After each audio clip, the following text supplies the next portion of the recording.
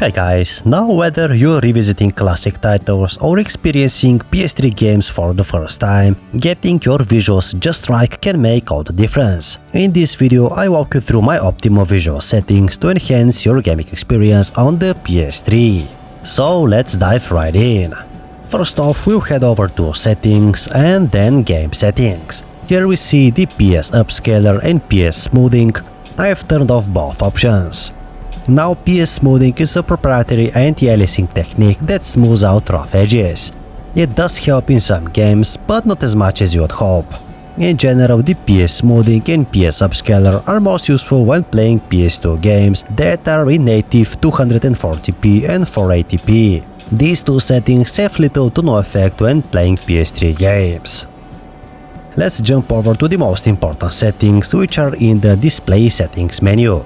Now under Video Output Settings, you need to choose your connection type, whether it's HDMI, component or composite AV.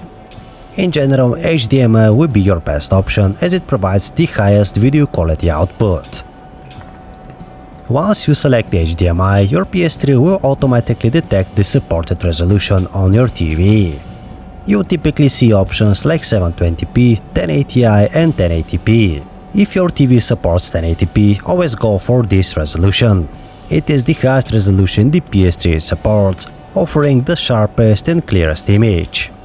However, if you're experiencing any lag or your TV doesn't support 1080p, 720p is the second best option. Next we have Cross Color Reduction Filter.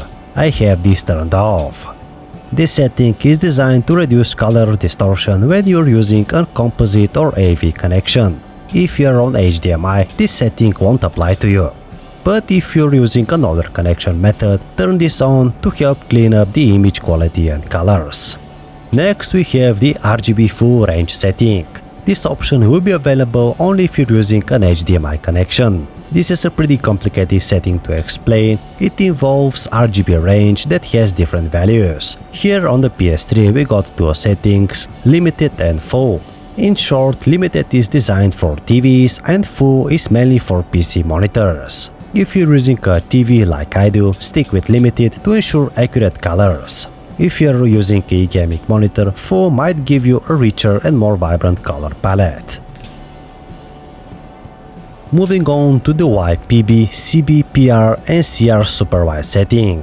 This is another option that will be available only when you're using an HDMI connection.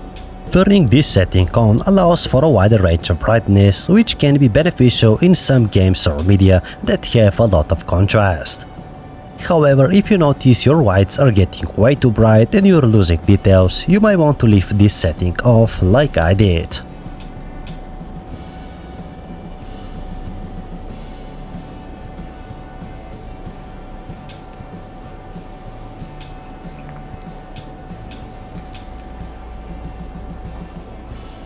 Before we wrap up, here are a few bonus tips to squeeze even more quality out of your PS3's visuals. First off, you can enable game mode. If your TV has a game mode, be sure to enable it. This reduces input lag and enhances response time, which is crucial for a smooth gaming experience. You can also adjust your TV settings. Don't forget to adjust the TV's brightness, contrast and sharpness to complement the PS3's output. Some TVs also have advanced settings like dynamic contrast and color temperature that you can also experiment with. My TV has AMD FreeSync Premium, which is a great feature. It syncs the TV's and console's frame rates, which eliminates screen tearing and stutter.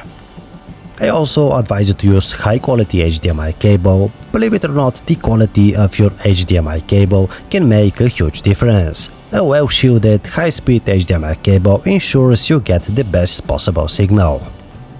And here are all my picture settings. Of course, these values will vary depending on the TV or monitor you use. Since I'm using an OLED TV, which can get very bright, I've set the brightness all the way down to around 45. I've bumped the contrast to 80. Saturation and sharpness are right at the middle at 50 and 25 respectively. I have the clear motion features disabled, but since I'm playing on the TV's game mode, The Ultra Smooth Motion feature is set to smooth by default, so I guess that helps with making games look a bit more fluid. Adaptive contrast is also enabled, which is great in bringing more details from darker scenes or games in general. All in all, I really like how the game mode on this TV works even with the older PS3. The colors look natural, there's not too much noise reduction, and the visuals are still nice and sharp, plus there's no noticeable screen tearing at all. And there we have it guys, with these tweaks you'll notice a significant improvement in how your games and media look on the PS3. If you found this video helpful, be sure to hit that like button and subscribe for more gaming tips and gaming content.